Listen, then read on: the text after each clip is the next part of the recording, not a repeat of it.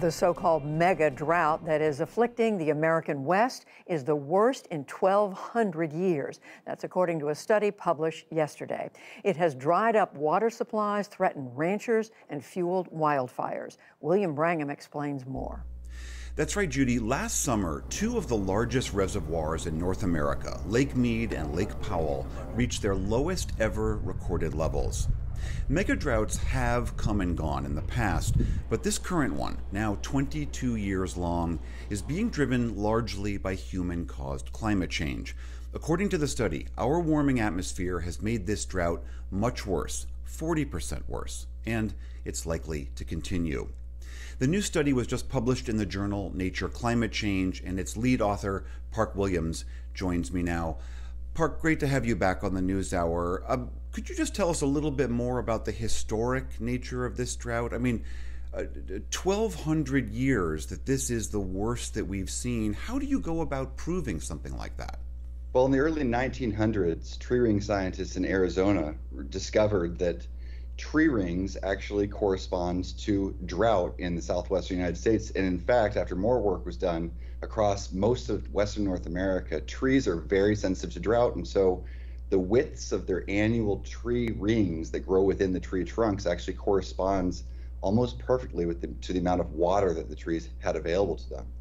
From that research, the scientists realized that back in the medieval period, between about 800 and 1600 AD, there were repeated major drought events that they termed mega droughts. We used the tree ring records along with climate observations to try and tell how bad has the drought of the 2000s been relative to these mega droughts of the medieval period. So how is it when you say that climate change is making this particular mega drought that we're in significantly worse, how do you go about proving that part of it? Well, we do an analysis called a counterfactual analysis, where we basically study the world without climate change. And the way that we do that is we use climate models to tell us what the human-caused climate change has been over the last century. And then we recalculate what the climate records would have been without those human-caused climate trends.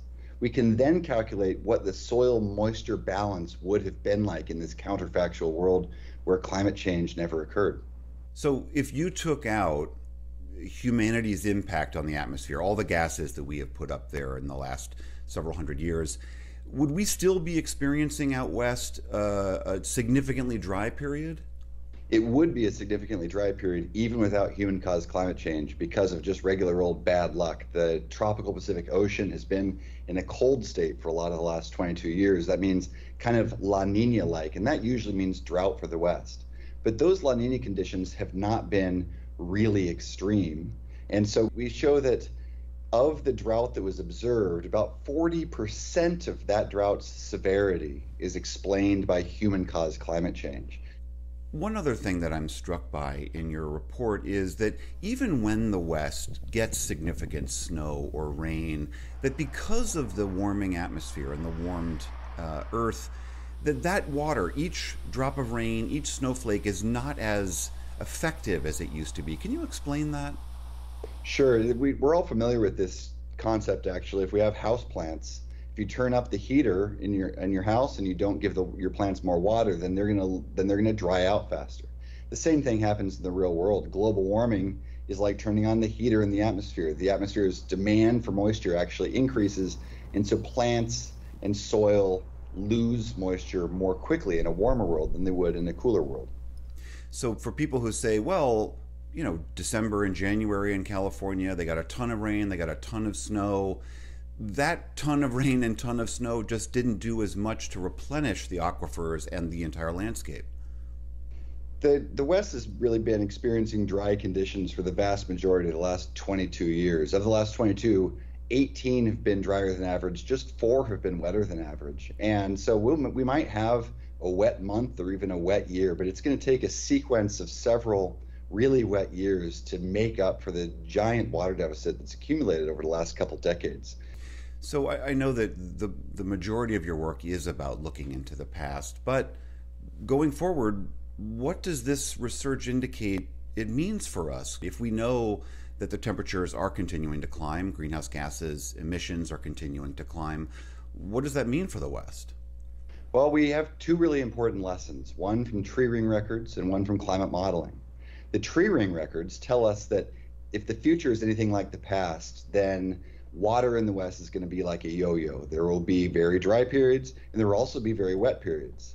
Climate modeling tells us, though, that the average year is getting drier and drier. Now, no year actually matches the average, but the yo-yo going up and down is going to be slowly sliding down an escalator toward drying conditions, and that means that future droughts will be increasingly likely to be worse than ones we've experienced in the past. And when it does inevitably get wet, those wet periods very likely will not last as long as they would have historically. All right, Park Williams at UCLA, the most recent study is in the journal Nature Climate Change. Always good to see you. Thank you very much. Thank you.